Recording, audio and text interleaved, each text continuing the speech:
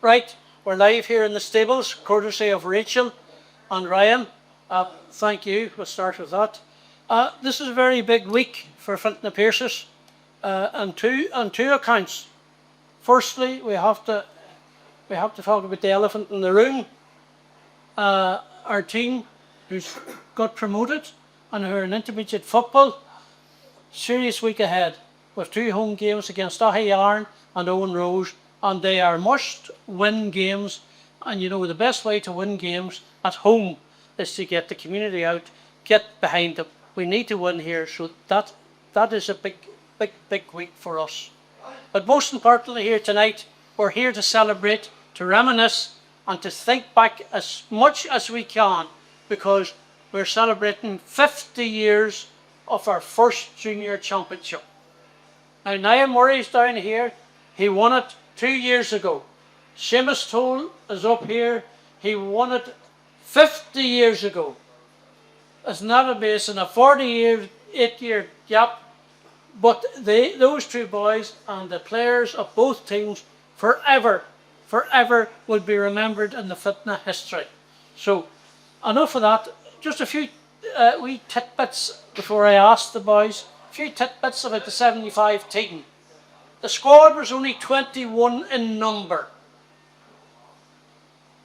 Next week, we're going out to the Owen Roes match and we're introducing them at half time. Of that 21 members, 19 will be there, which is an achievement in itself.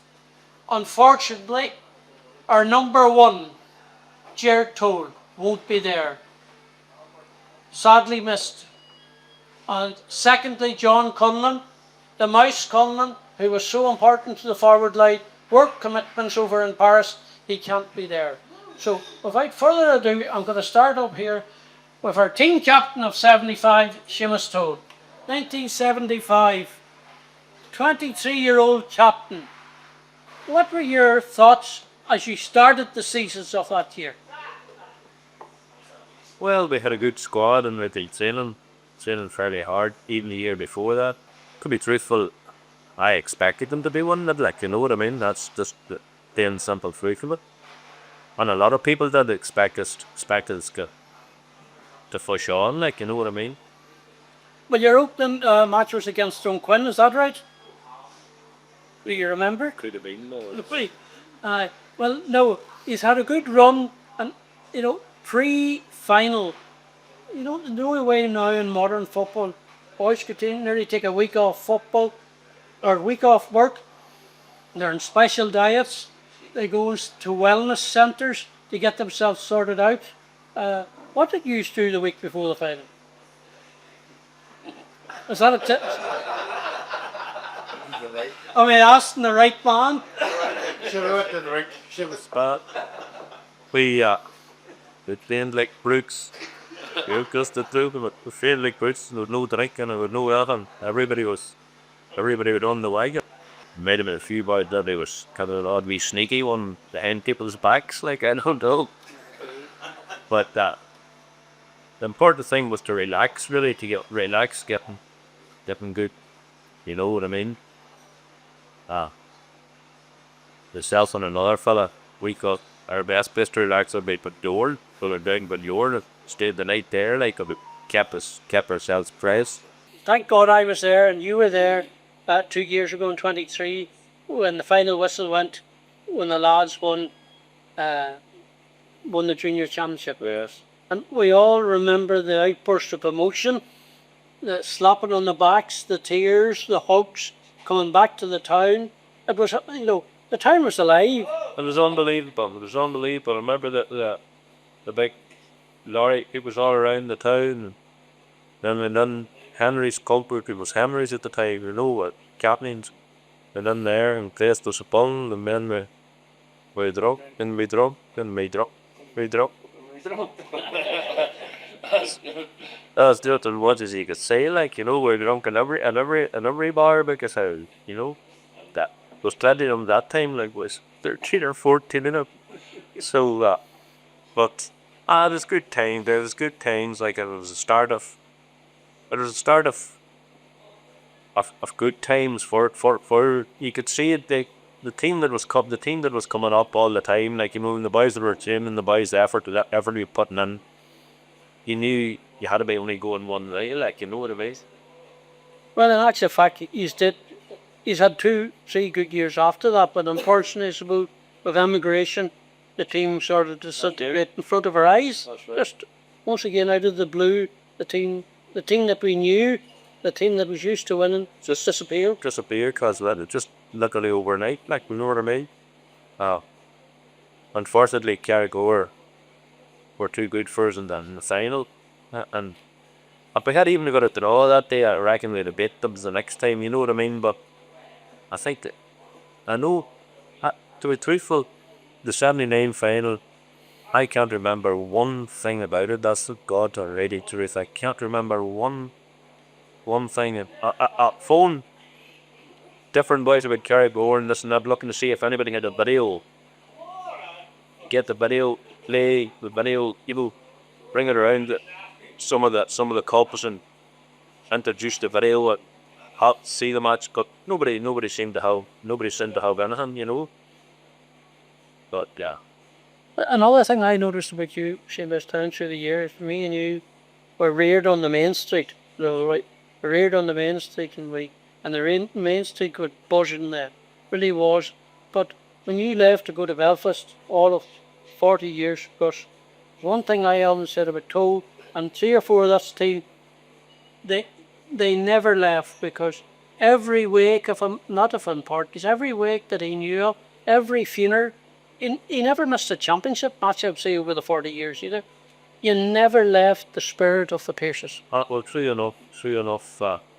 And there was funerals that I couldn't get, and there should have been that, and this and that, like, and the Skull Pub wasn't even this.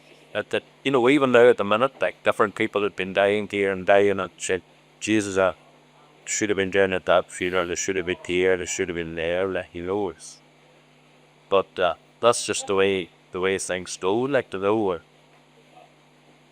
Like, I remember one day, at Paddy's 30th, and somebody told me it was on, you see, and about a party or I happened to pull in opposite the cinema, the old cinema there, as they were pulling on the other side, you know, and they were getting out, and somebody's just, there's Seamus over in the car, and Paddy says, oh, there must be somebody dead, and thought, nah, that's the way he said it, like, you know.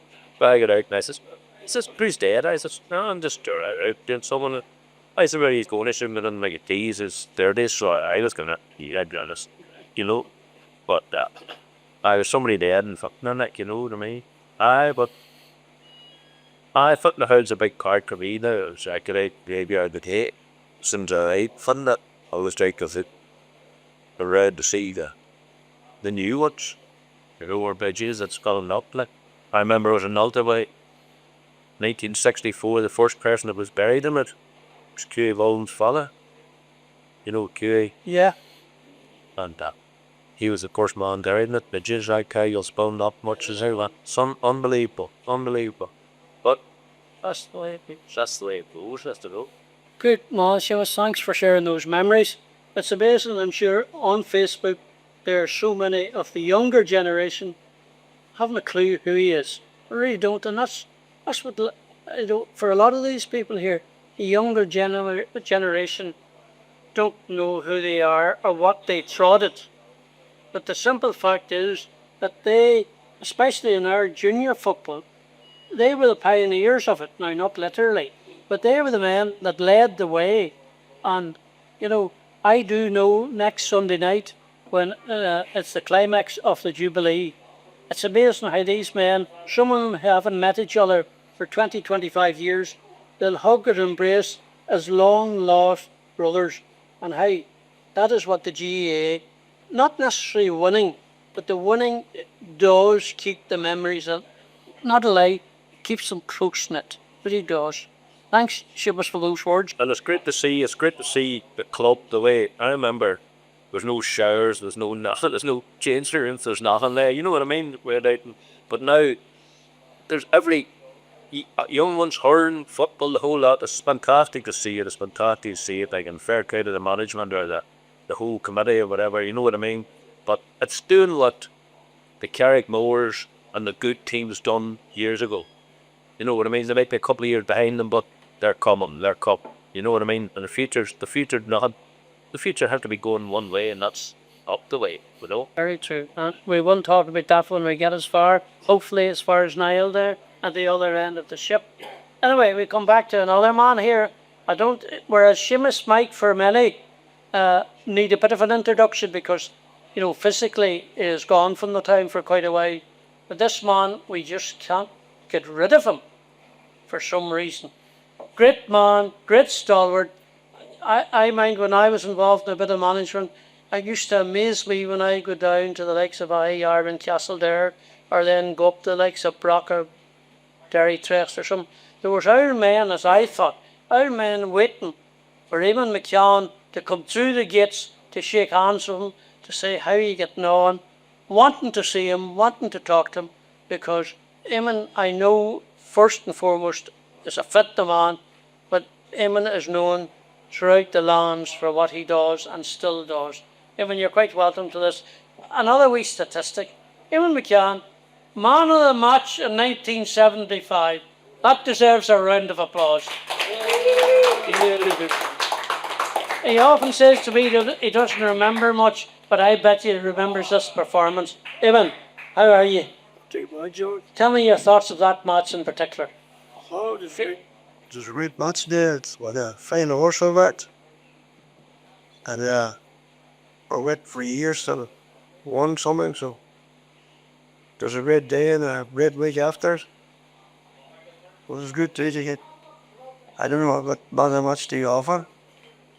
You used to always say it was the worst player going on the field. But when it come off it was always really at the top 5. So I think that's kind of our die-hard determination, stuff like that, but we have that. But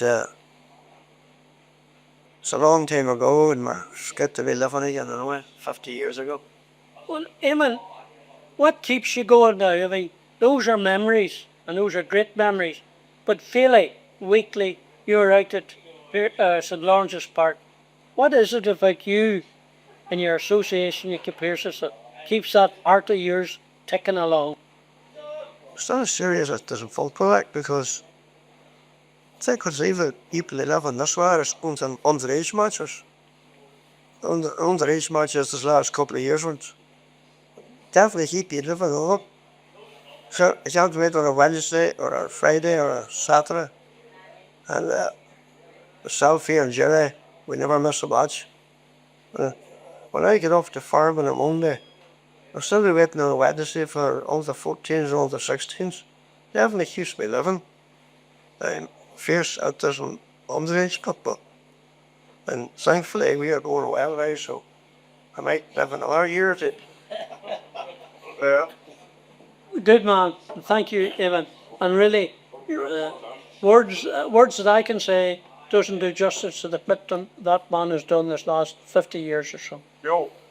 I come to an interesting man here now, Mr. Winteith, Jerry Winteith. And I didn't realise it until I was doing a wee bit of backfighting here with this. Jerry was actually the manager. Jerry was the manager in 1975. But there's a wee bit of a backdrop of a story to that. Jerry was playing on a damn good footballer prior to that. And unfortunately, injury. And was it 74 or 75, Jerry? 75. It was cut short. So therefore, a diehard like himself, he took upon the owner's task of managing these fellas. And I'll tell you, because I know them and I was aware of them, it wasn't easy. But Jerry, history shows, made a job. Jerry is the winning manager of the 1975 team. Good hand, Jerry. And when I sit again, tell me, in 75, at the start of the season, you never thought you were going to do what you were going to do, and you maybe would have thought that you might have been fit to do it, because as I say, you done it. What was your Mick O'Dwyer influence on this team? I played John, but I know they was taking on, I wouldn't let it do, you know. But no, so Seamus was the me on that. We were joint managers. No, I can't We ought to take that mind much about it, John, and fuck the do you say that? Were we kept on the next year? I was, yeah, I think so. Well, as you know, I haven't quit. I played away to I had to give up for the age caught up with me, but it's some good years. Like, well, I also Money's the reserve championship team, 1979. Himself and Eugene Carey. Well, they're still hurt. That is Division One. We beat Terrymore in the final. But I thought that was a big achievement. But that time, Sean McGlinns was a great helpless thing. That was it. So, When I was doing a wee bit of research of this before we came on, and I asked one of the fellas, and I was asking, the shit has kind of contradicted it, but would it be right in saying that the 1975 championship success came out of the blue? well, probably that John there was to say I wouldn't have. I was only interested in playing football management, wasn't in pie in the sky that like. But it could have come out of the blue surely. But I just always loved playing football, and I wasn't just going to give up like that for nothing. You know, just because you were injured, you were still going to be part of it. Like, so I suggest, yeah, There you are, folks. 50 years ago. John, knowing something there, you're talking about Eamon McKeown. You know, I tell this story about them being known far and wide. Himself and him and Omar at a match in Longford. It was a backdoor game. This is in Longford now. We're ordering up the road about if we had to get tickets or something. And went into Eamon knows all them hotels. Went into the hotel anyway enough. Jeez, one man out there. We met in the hotel and we had tickets to give away. That's great. That's the man of that bond there. Good mind. Good man, Jerry. Isn't it funny that Jerry says that he doesn't mind much about that particular file, yet other men have vivid accounts of it? But hey, the history book shows 1975 was a great year for the Pierces, and thankfully 2023 will show it, and may they live as long, as healthy, and as memorable as these men here. I'm going to move in here. Talking about the youth football that we've had. It was unbelievable to watch the youth football. Even that game today over Kiltreaslett. It's fantastic. Great. But we'll be coming to that near the end. Can you move on, Jerry? I go to Stanley here. Once again, Stanley's one of these lads that most of the first team of 23 wouldn't have a clue who he is. But Stanley was a vital cog, a quarterback of ill repute. An ill repute, no. What does that mean, John? Well, I don't know, but I have been told that Ricey might have copied you. Well, now, in 1975, actually, was a young fella, and I was playing halfback in that game. But then I moved back then, later years, I got the pension, and I moved back into the cornerback line, you know. But you would agree with me, Stanley, because once again, you're like Seamus here. You never left the heart of Fintona. I can see you at championship matches regularly down through the years and thinking and talking about it. But back then, compared to the now and the new rules and all of this, stayed back, marked his man, and he marked his game if his man didn't score or you got the better of him. Now it's all different. And you're watching the modern game. Which game would you yourself prefer to play in? Your era or this modern one? Well, I like the new rules coming this year. I'm glad, actually, to me, it's a wee bit of a throwback to the 70s, 80s game. I didn't like the mass defence in that because there's no one-to-one contests. You know, I mean, as a speaking another member of that defence of 70s and 80s, and we reckon that was sweepers that they had there a few years ago. You could probably length your tee, you know, and come back and it would have been okay because you had much cover. Whereas, as you said, it was one-to-one in those days, and I think that's good for football, you know. Who was your most difficult or the most rewarding forward that you played against? Very hard very hard to, in junior. I'm only talking about the forwards who lasted 60 minutes. Well, some didn't, but then that was their manager took them off, but I didn't. But in junior football, I suppose the wee man Smokey McCann there, I don't think he's with us any longer. He played for Drumran. He was quite a handful, in that era. But there was, that was a later era. Palmy Fitters. I mean, Stanley, I know there was a physicality about your game and about many. There was a physicality more maybe back then. But there was any of this legend, this parables that you hear of now? No, you wouldn't stick for that. That was a no. No. Just as diving was, back then. So, no, there was nothing like that. So, thanks, Stanley, and it's good to see you. Thank you. Okay, second half here. And what a way to start the second half. With the win, playing full forward, Mr. Jimmy McLaughlin.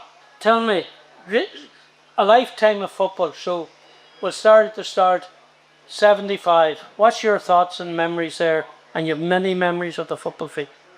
75, junior final, I know it was cartoons. Don't really know that was. The one thing I always wanted, the respect that I had as a youngster, you sat in Big Jerry when I come in that time, Shaham McJam, when we listened to our older players, told us like to Seamus and Jerry Monteith and Owen McJam, that you extend to the way they wanted you to play and what. But it was just respect and wanting to play the football. It was a great achievement. Oh, no doubt. I suppose back then, boys, you wouldn't have had the golf club or you wouldn't have had maybe the soccer and all these others. And now they have cars and they can go where they want. But to get on the first 15 of that panel at 20 and 75, that was so important. That is what I can't even remember how we got on to it. And when the Jerry, we felt it. But all in order, we were letting we print. A lot of us sit down and read football together, Jeremy and the rest of them on mine and Jerry. My Freddie and Andre seemed that time. To belong to the junior team that time and play for fitness here. Just what you wanted. If you lived for it, what to play for the Green Jerry. Jimmy, I want to go on a wee bit further with you. You have spent a lifetime of the Pierces, an absolute lifetime, and you're admired everywhere for what you have done for underage football. I know you're living out the legacy of your dad.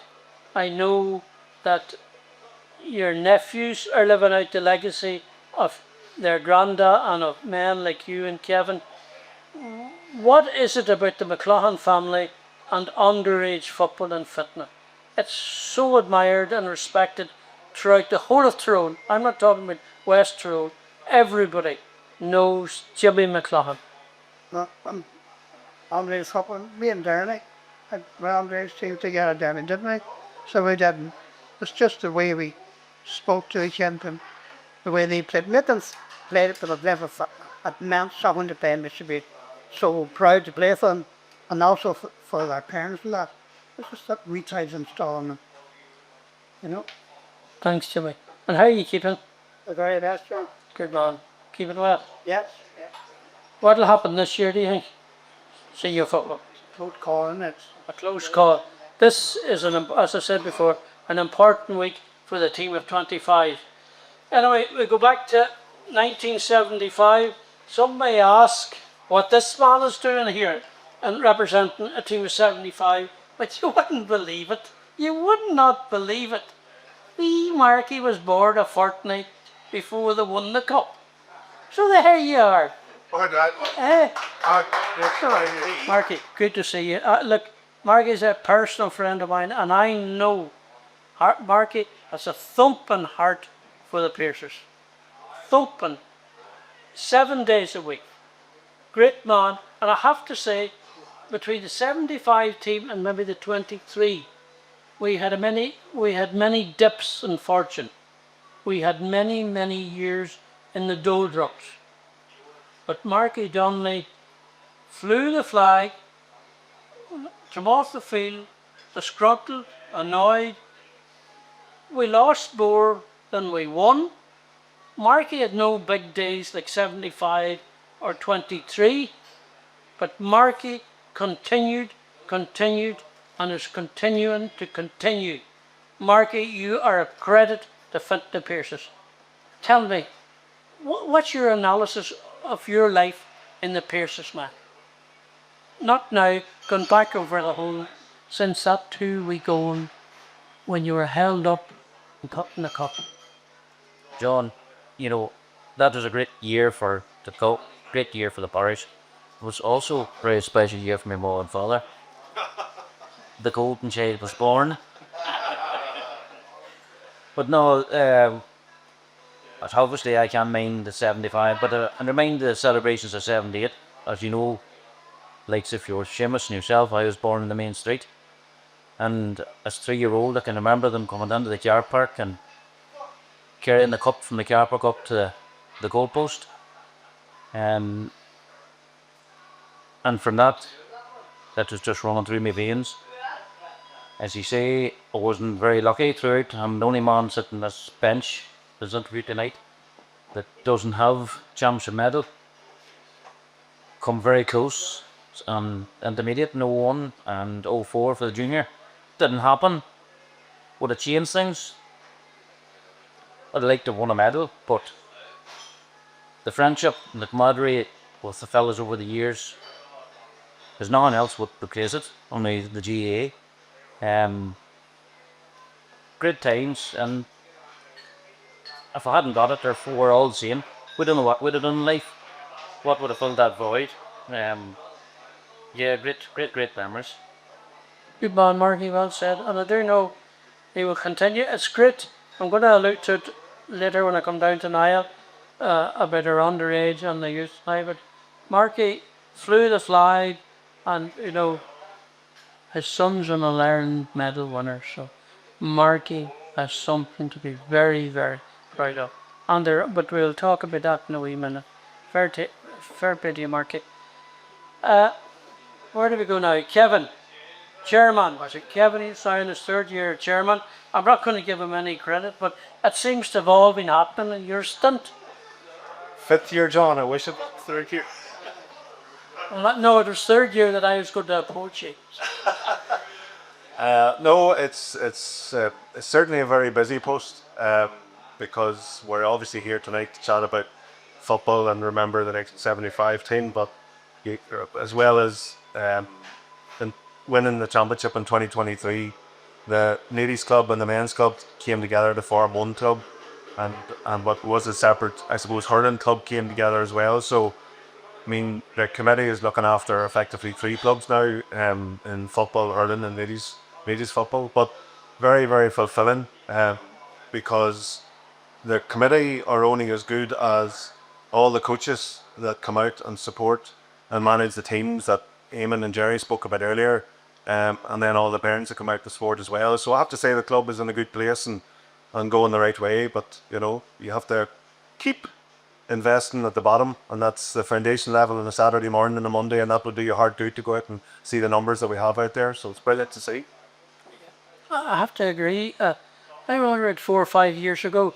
The Piercers were playing Errigal Kieran thirds on a Sunday. Errigal Kieran thirds, and we were over, but they had about 10 or 15 boys in yellow coats, supervising parents and children coming from an underage group. Only last year we had 10 or 15 fellas with the yellow coats doing the exact same. That is the significant thing. Now, we talk about these lads winning 50 years ago, these lads winning 103 years ago.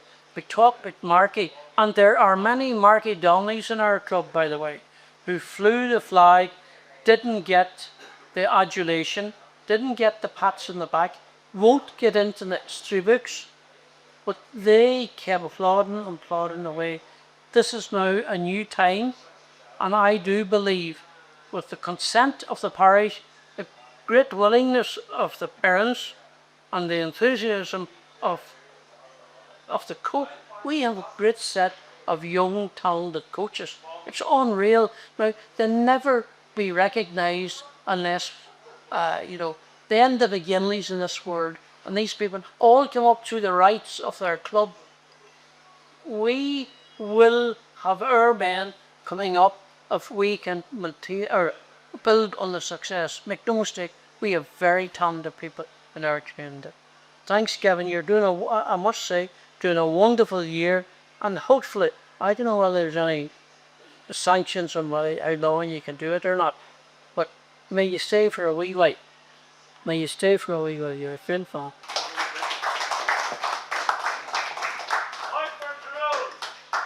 And as I say, I come now here to Niall. Niall, he's not the new kid in the block, but he's our kid in the block because he's our present captain. And it's quite significant. He's looking over at Seamus. Now, Niall, 2 or 3 years ago, wouldn't have had a clue who Seamus Toll was, and vice versa. As I said, these two boys are the delicate. We have a book there in the history of 100 years of the horses. And we have to do another one in 50 years or so. These two boys will be prominent because they're winning captains. Niall, it must be a great feeling even 18 months later to be that man that held the cup up at O'Neill Park. Yeah, definitely. It is a good feeling now, fairness, and it's probably still a bit surreal, to be honest. Like it's in honesty, it's not really something I think about that much. I reflect on that much, and it's probably because it's so playing, and you're always looking ahead. But you know, to see photos and things like that there, photos and pictures with Sab from the cup or Captain Tire to say my name. It's a bit surreal. Yeah, look, it's something I'm proud of. It's just, it was really important for us to win a championship, as you alluded to. It was nearly 50 years since we won one previously, so so as a 23, it was great day for the club, so it was like that. Definitely. I mean, not just the winning of the match, but the whole lift that it's given 2 years on. Now we're still on the rise. You know, that was only the floodgates to something that's going to happen. I do believe I can stay long enough on this earth to see something growing, something like from small acorns to big oak trees through, and I believe our acorn is just beginning to bloom. Well done. I just want to ask one more thing. It's like I asked Jimmy or maybe Seamus, the 1975 championship came out of the blue. If truth be told, in 2022, we weren't going overly well as a team. What clicked or how did it? Now, truth be told, we were lucky enough in the final. We were. But we got there and we were maintaining it. But what clicked amongst that band of young players that this could be something to achieve or to try and achieve? Well, I suppose we were kind of building a few years before. I think in Stairs at 22, we finished fourth in the league, so we did. So we were building, but we didn't really have a good championship record before out there. Like we had, I think it was 12 years since we'd been in a championship semi final, or 16 years since we were in a championship final. So I don't really know what it was, but I suppose the new manager came in with really good pedigree of winning with Derry Donnelly and both playing and managing, and as well as out there, you know, we were building a good squad. So we were a young squad, and we still are a young squad, and each year we were adding in a couple of players that were really supplement the team, and it just helped to build that there about squad depth. So, as well as that, the two were a very close group, so we were, and you know, we work hard on the pitch together. We would socialise together as well, so there's a really good atmosphere in the squad. And as I say, as we kind of alluded to previously as well, you know, the committee is very strong, so it supported us a lot. So I just suppose a lot of things were going in the right direction, and maybe a wee bit of luck or so in the final, but I think you have to earn your luck, and we seem to do it there, and there's a 23. Thanks, Niall. That's near enough, I think. Just want to conclude by just doing a, I don't know, it's strange, you know, when we go back to 75, we mustn't forget now in 75, we had men who wore the county jersey of pride, with men who had, the young people tend to forget this. Of that 75 team, I think at least 3 or 4 of them played representative county football, be it vocational football, be it minor football, or be it senior football. But we have to say, this modern era of the Piercers, it's bringing, you know, we talk about back then, we congratulate boys for putting on the Tyrone jersey.